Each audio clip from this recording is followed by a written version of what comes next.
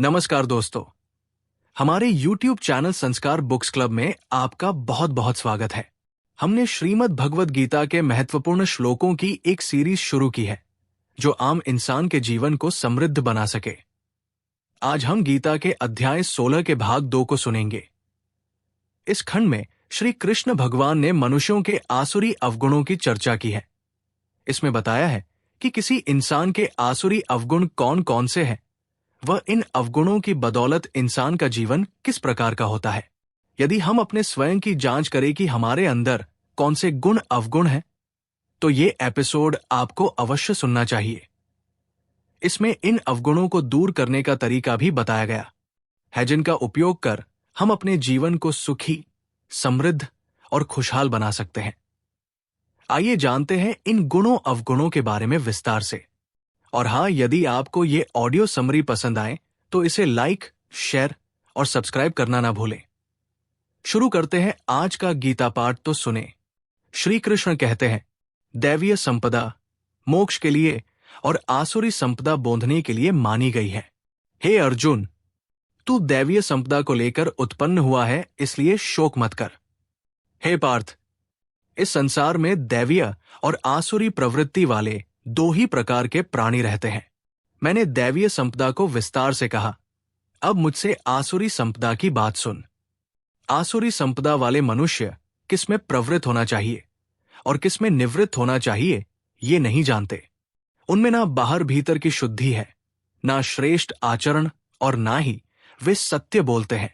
अर्थ, अब भगवान कहते हैं कि दैवीय संपदा मुक्ति देती है और आसुरी संपदा बंधन में बांधती है। जब मनुष्य के मन में ये भाव साफ होता चला जाता है कि उसका संबंध अनादि काल से केवल परमात्मा के साथ है, तो वो उनके साथ उतना ही जुड़ता जाता है और संसार से अलग होता जाता है। ये भाव उसके चित्त की सफाई करने लगते हैं और उसकी संसार की पकड़ ढीली होने लगती है। संसार के साथ संबंध ना मानने से उसमें आसुरी लक्षण जैसे लोभ, मोह, द्वेष आदि कम होने लगते हैं और दैवीय गुण जैसे संभाव, शांति, शुद्धता आदि बढ़ने लगते हैं। असल में उसने संसार के साथ जो संबंध मान लिया है, उसके मिटते ही उसमें दैवीय गुण अपने आप प्रकट होने लगते हैं, जो उसकी मुक्ति का कारण बन जाते हैं। परमात्मा का अंश होने के कारण हर मनुष्य में दैवीय गुण होते ही हैं, लेकिन संसार से संबंध जोड़ लेने के कारण उसमें आसुरी गुण बढ़ने लगते हैं और दैवीय गुण कहीं दब जाते हैं। इसलिए हर मनुष्य कोशिश करके इन गुणों को दोबारा जगा सकता है। यही संसार का सबसे बड़ा मनोविज्ञान है। जो लक्षण मनुष्य को संसार से जोड़ते हैं, जो जन्म मरण का कारण बनते हैं, वही आसुरी संपदा है। आसुरी संपदा वाला संसार के मोहजाल में इस कदर मंत्रमुग्ध रहता है कि उसे होश ही नहीं रहता कि वो बंधन में कितना गहरा बंधता जा रहा है। भगवान की बात सुनकर अर्जुन सोच में पड़ गए और चिंता करने लगे। तब भगवान कहते हैं कि तू परेशान मत हो, क्योंकि तूने दैवीय संपदा के साथ जन्म लिया है। उन्होंने ऐसा इसलिए कहा क्योंकि ये अर्जुन का नया जन्म था, क्योंकि वे भी तो खुद को मनुष्य समझते आ रहे थे, लेकिन परमात्मा से सबसे पहले उन्हें यही ज्ञान दिया कि वो शरीर नहीं, आत्मा है। दूसरा कारण है कि अर्जुन तो युद्ध करना ही नहीं चाहते थे। वो किसी की हत्या करने में विश्वास नहीं करते थे। उनमें राज्य पाने की लालसा भी नहीं थी, और ये सभी दैवीय संपदा के लक्षण हैं। आगे भगवान कहते हैं कि संसार में दो तरह के ही प्राणी रहते हैं, एक जिनमें देवीय लक्षण होते हैं और दूसरे जिनमें आसुरी लक्षण होते हैं। आसुरी स्वभाव वाले मनुष्य ये नहीं जानते कि उन्हें क्या करना चाहिए और क्या नहीं, क्योंकि उनमें अज्ञान ज्यादा होता है। शरीर की शुद्धि क्या होती है, शुद्ध खानपान कैसा होता है, छोटे बड़ों से कैसा व्यवहार करना चाहिए, सच बोलना चाहिए आदि वे किसी चीज के बारे में नहीं जानते। वो किसी बात के पीछे की गहराई या कारण को नहीं समझ पाते। उनमें विवेक और ज्ञान की कमी होती है, क्योंकि उनमें इतना घमंड, मोह, लालच आदि भरा होता है कि वो उनकी बुद्धि को ढक देता है। वो वही करते हैं जो उनके मन में आता है, यानी मनमानी करते हैं। इसलिए वो परमात्मा से खुद को दूर करते चले जाते हैं। परमात्मा से दूर होने का मतलब है ज्ञान और प्रकाश से दूर होना, और इनके अभाव में मनुष्य गलत कर्म करता है, दूसरों को दुख पहुंचाता है और खुद अपने पतन का कारण बनता है। इन लक्षणों को बताने के पीछे भगवान की ये मंशा है कि मनुष्य जाने कि उसमें क्या दोष है, तभी वो उन्हें दूर करने की कोशिश कर दोबारा उस दिव्यता को जगा सकता है जो उसका असली स्वरूप है और जो संसार से जुड़ने के कारण मंद पड़ गया है। श्री कृष्ण कहते हैं, आसुरी संपदा के मनुष्य कहते हैं कि संसार असत्य, बिना मर्यादा और बिना ईश्वर के अपने आप केवल स्त्री पुरुष के संयोग से उत्पन्न हुआ है, इसलिए केवल काम भोग ही इसका कारण है और कुछ भी नहीं।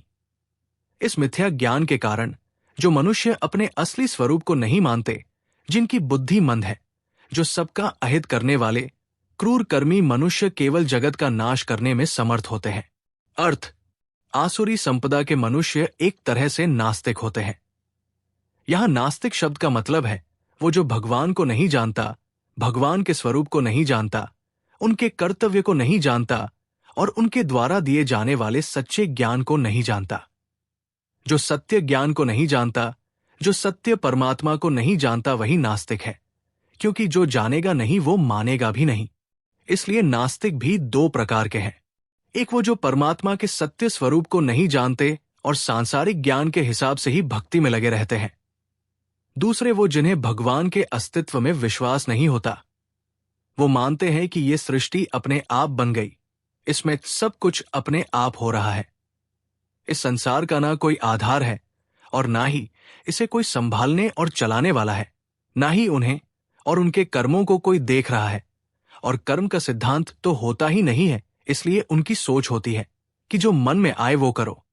ऐसे मनुष्य सोचते हैं कि स्त्री और पुरुष एक दूसरे की ओर आकर्षित हुए और इस तरह उनके संयोग के संसार का जन्म हुआ। इसलिए केवल काम वासना ही संसार के बनने का कारण है और कुछ भी नहीं। इसलिए वो भोगविलास में जीवन जीने में विश्वास करते हैं। भगवान कहते हैं कि ऐसे मनुष्य जो संसार के भ्रम जाल में फंसकर ज्ञान से दूर हो गए हैं और अपना असली स्वरूप भूल गए हैं, वो तो सिर्फ यही मानता है कि प्रकृति ही सब कुछ है। ऐसे मनुष्यों की बुद्धि छोटी और मंद हो जाती है, जो कमाओ, खाओ पियो और मौज करो के मंत्र को जीवन समझते हैं। ये बुद्धिहीन इसलिए होते हैं क्योंकि ये खुद को जानने की कोशिश ही नहीं करते, ये सिर्फ जगत को ही जानना चाहते हैं। ऐसे मनुष्य सिर्फ अपना स्वार्थ देखते हैं, उन्हें दूसरों की उन्नति बर्दाश्त नहीं होती। अपने फायदे के लिए वो दूसरों का बुरा करने वाले होते हैं, दूसरों का अधिकार या संपत्ति छीनने वाले होते हैं। ऐसे मनुष्य संसार में केवल नाश ही करते हैं, वो अपना भी कल्याण नहीं कर पाते और संसार में भी क्लेश और उत्पात फैलाते हैं। वो कुछ अच्छा या शुभ नहीं करते। श्री कृष्ण कहते हैं, कभी ना पूरी होने वाली कामनाओं का आश्रय लेकर दंभ, मान और मद में चूर रहने वाले और अज्ञान से असत्य सिद्धांतों को ग्रहण करके अशुभ और अशुद्ध आचरण से युक्त हुए संसार में विचरते रहते हैं। वे मृत्यु तक साथ रहने वाली अनगिनत चिंताओं का आश्रय लेते हैं, पदार्थों का संग्रह और उनका भोग करने में लगे रहने वाले, और जो कुछ है बस यही है, इस प्रकार सोचते रहते हैं। अर्थ, दंभ का मतलब है झूठा अभिमान या पाखंड, यानी जो नहीं है खुद को वैसा दिखाना, यानी जिसके सामने जैसा बन जाने से अपना मतलब पूरा होता है, उसे दंभ कहते हैं। मद यानी घमंड या अभिमान होना, यानी खुद को ऊंचा रखना या खुद को सही समझना और उसी नशे में रहना। मेरे पास इतना पैसा, पावर, बुद्धि है, ऐसा मानना मद है। अपने आप को बड़ा मानना, श्रेष्ठ मानना मान कहलाता है। मैं श्रेष्ठ हूं, ये स्वाभिमान है, लेकिन केवल मैं ही श्रेष्ठ हूं, यही अभिमान है और यही मान की चाहना को जन्म देता है।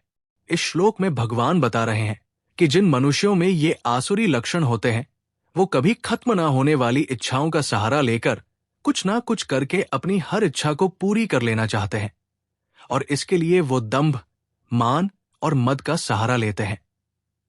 उनके मन में ये बात बैठी हुई होती है कि इच्छा के बिना मनुष्य पत्थर जैसा होता है, किसी कामना के बिना वो कभी उन्नति नहीं कर सकता आदि। लेकिन क्या मनुष्य की इच्छाएं कभी खत्म होती हैं? यही आसुरी संपदा का लक्षण है कि मनुष्य कभी ना खत्म होने वाली इच्छाओं के पीछे बस भागता जाता है, लेकिन कभी संतुष्ट ही नहीं होता। उसे संसार के भोगों के अलावा कुछ और दिखाई ही नहीं देता। वो तो किसी न किसी तरह बस अपनी इच्छा को पूरी कर लेना चाहता है। भगवान ने कभी ये नहीं कहा कि अच्छी जिंदगी मत जियो, बल्कि जीवन जीने के लिए जितनी भी बुनियादी जरूरतें हैं उन्हें पाने के लिए मेहनत करनी चाहिए। लेकिन जीवन सिर्फ इच्छाओं को पूरा करने के लिए नहीं है। सिर्फ इच्छाओं के लिए जीना एक निरर्थक जीवन से ज्यादा और कुछ नहीं है। इच्छा अपने साथ परेशानी और जिम्मेदारी भी लेकर आती है, इसलिए तो मनुष्य परेशान रहता है। इच्छा वो चिंगारी है जो आग बनकर मनुष्य के सुकून, चैन को जला देती है। इसलिए जरूरत है कि मनुष्य विचार करे और खुद से सवाल करे कि क्या इच्छा पूरी हो जाने से उसे जीवन भर की शांति मिल जाएगी? क्या आगे उसके मन में कोई और इच्छा नहीं उठेगी? ये सवाल उसे जिंदगी के असली मायने और मकसद को समझने में मदद करेंगे।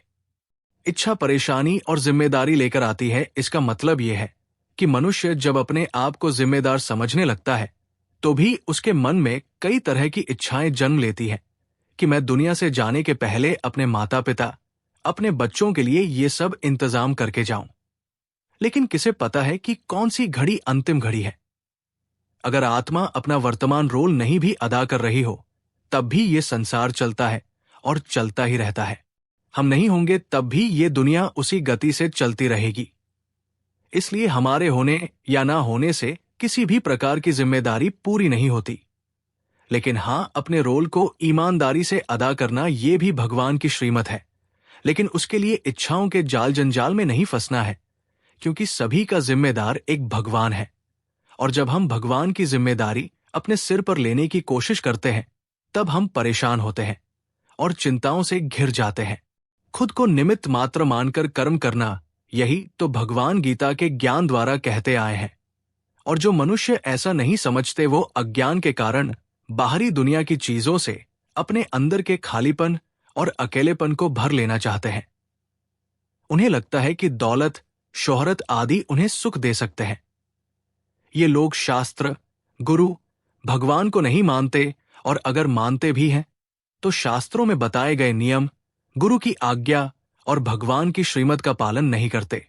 भगवान को मानना और बात होती है, और भगवान की मानना और बात। इसलिए ये मनुष्य संसार की चीजों का सहारा लेते हैं और अपने अज्ञान के कारण इसी में गहरे उलझते चले जाते हैं।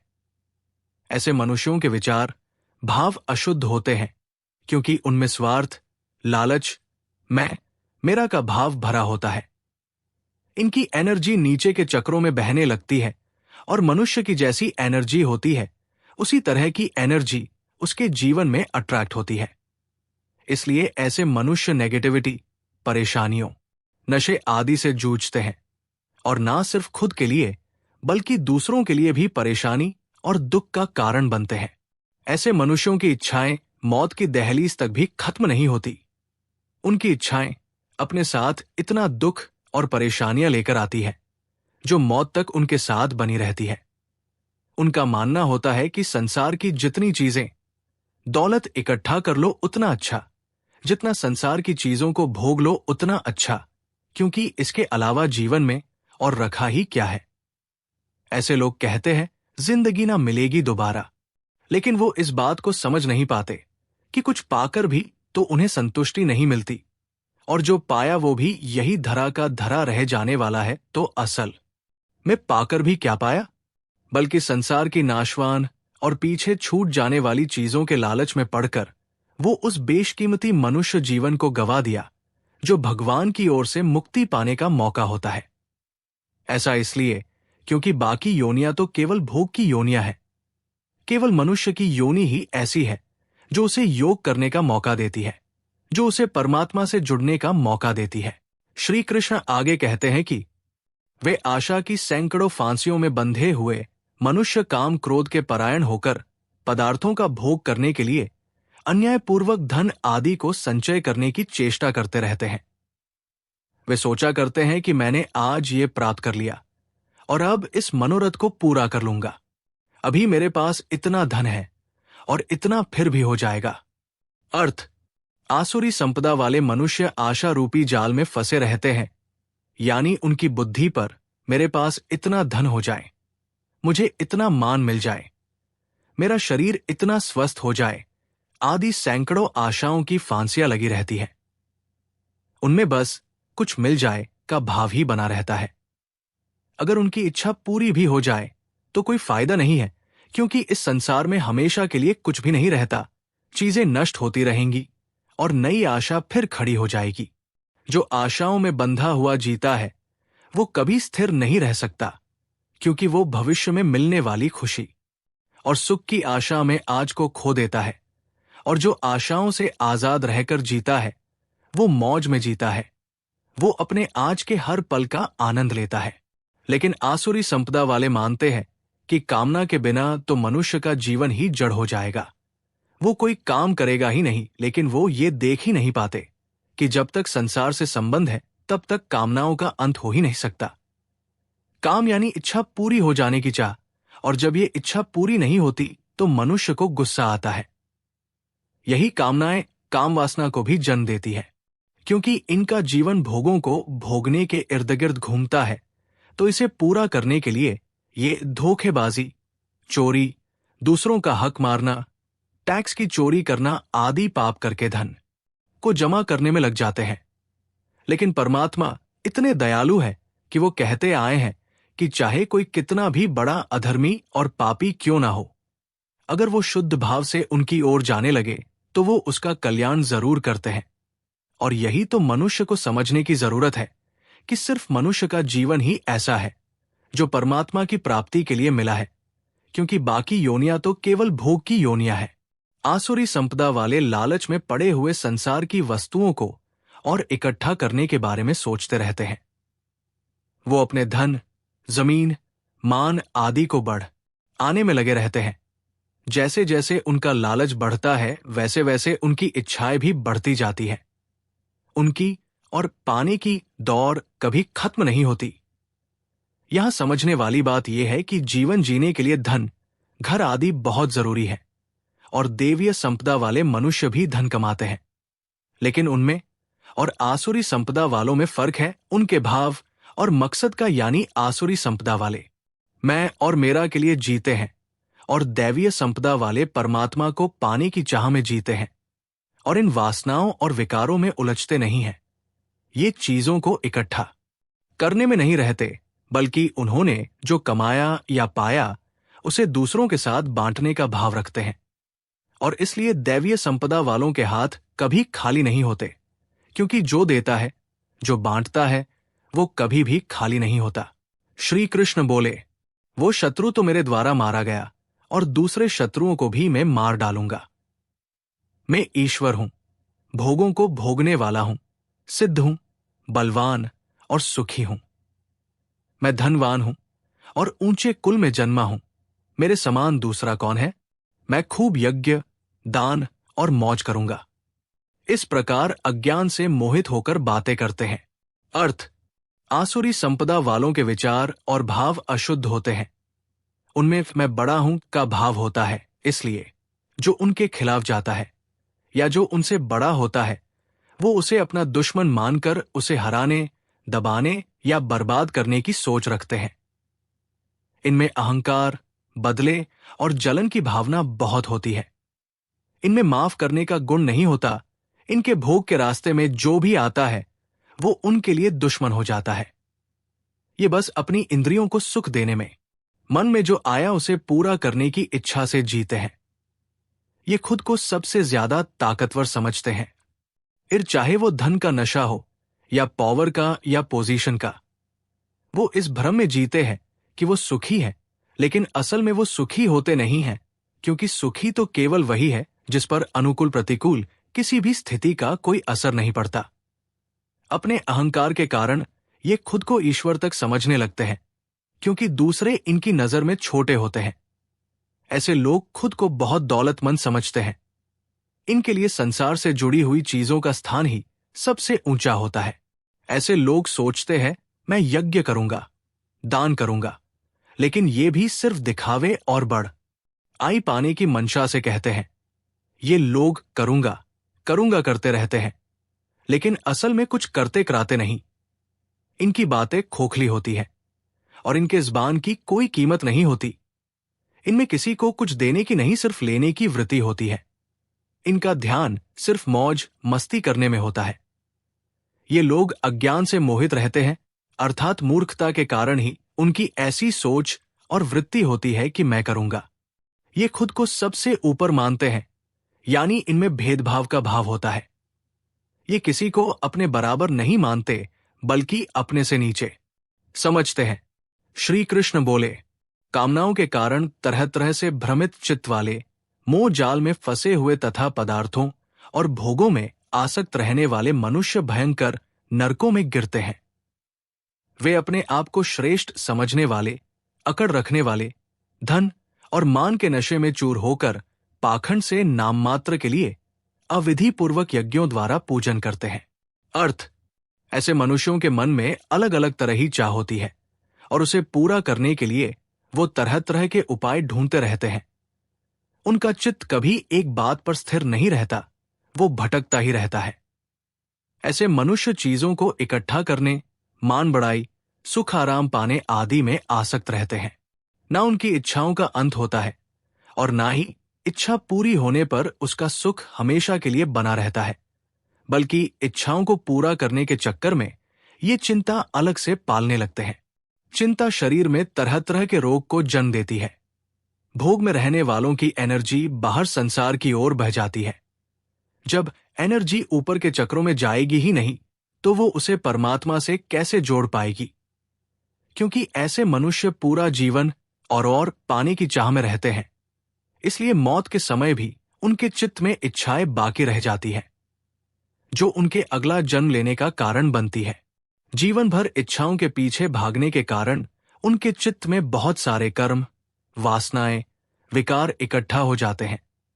और क्योंकि उन्होंने जीवन में ज्यादातर गलत कर्मों से अपनी इच्छाओं को पूरा किया होता है, तो उसके फल भी बुरे ही मिलते हैं। अगला शरीर मिलने पर भी उनके भाव संसार को भोगने वाले ही होते हैं। इसलिए वो जीते जी और मरने के बाद भी नर्क में ही जीते हैं, जिसमें कोई सुकून, शांति, प्रेम रत्ती भर भी नहीं होता। ऐसे मनुष्य खुद को सबसे बड़ा मानते हैं। इनमें धन और मान का नशा होता है। अज्ञान मनुष्य में अहंकार को जन्म देता है और ये लोग सिर्फ दिखावे और नाम पाने के लिए, नाम मात्र के लिए पूजा, दान आदि करते हैं। लेकिन इनकी भगवान या शास्त्रों में कोई भक्ति या विश्वास नहीं होता, ना वो इन्हें मानते हैं। इसलिए वो शास्त्रों के विपरीत जाकर वो करते हैं जो उनका मन करता है। जितना भी इनका मानना या भक्ति आदि होती है, वो केवल दिखावे के लिए होती है। इसलिए भगवान ने पहले भी कहा कि पाखंड आसुरी संपदा है। श्री कृष्ण आगे कहते हैं कि वे अहंकार, बल, घमंड, काम और क्रोध के वश होकर दूसरों की निंदा करने वाले मनुष्य अपने और दूसरों के शरीर में स्थित मुझ अंतर्यामी से द्वेष करने वाले होते हैं। उन द्वेष करने वाले क्रूर, नीच और अपवित्र मनुष्यों को मैं बार बार आसुरी योनियों में डालता रहता हूं। हे अर्जुन, ये मूढ़ मनुष्य मुझे प्राप्त ना करके जन्म जन्मांतर तक आसुरी योनि को प्राप्त होते हैं और फिर उससे भी नीच गति अर्थात भयंकर नरकों में जाते हैं। अर्थ, आसुरी संपदा के मनुष्य जो भी काम करते हैं उसमें अहंकार, गुस्सा, जिद और घमंड होता है, क्योंकि यही उनके भाव और संस्कार बनते चले जाते हैं। ये दूसरों की बुराई करने वाले, उनमें दोष निकालने वाले होते हैं। क्योंकि उनके भाव शुद्ध नहीं होते, इसलिए उन्हें दूसरे भी कपटी और झूठे नजर आते हैं। इनमें निंदा करना यानी खुद को अच्छा और दूसरों को बुरा बताने की प्रवृत्ति होती है। उन्हें किसी में कोई अच्छाई नहीं दिखती। भगवान कहते हैं कि जब ऐसे मनुष्य किसी की बुराई कर रहे हैं, तो मतलब वो उसके अंदर वास करने वाले परमात्मा को नहीं देख रहे हैं, यानी वो उस मनुष्य से नहीं बल्कि परमात्मा से द्वेष कर रहे हैं। भगवान कहते हैं कि आसुरी संपदा वाले बिना किसी कारण ही अपने अहंकार और घमंड के कारण दूसरों से दुश्मनी करने वाले, दूसरों का बुरा करने पर तुले रहते हैं।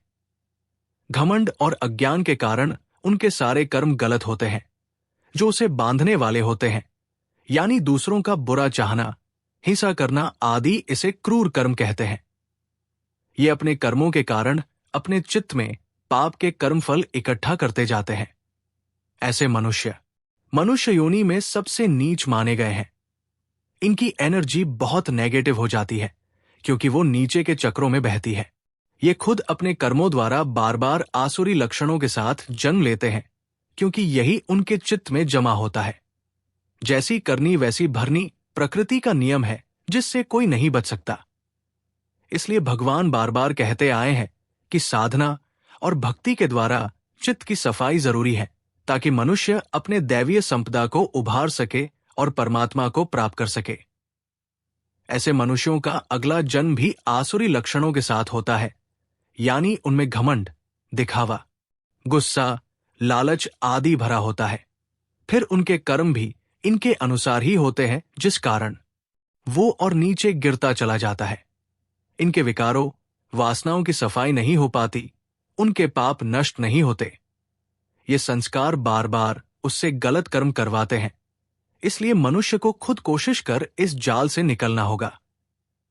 मनुष्य का जीवन वो मौका है जो भगवान मनुष्यों को अपना उद्धार करने के लिए देते हैं, लेकिन मनुष्य इतना मूर्ख है कि इसका गलत इस्तेमाल कर खुद को बर्बाद करने पर तुला हुआ है। इसे पूरा सुनने के लिए आप सभी का बहुत बहुत धन्यवाद। जल्द ही हम एक नए एपिसोड के साथ हाजिर होंगे। यदि आपको हमारा यह प्रयास अच्छा लगा हो तो प्लीज इसे लाइक, शेयर और सब्सक्राइब करना ना भूलें। धन्यवाद।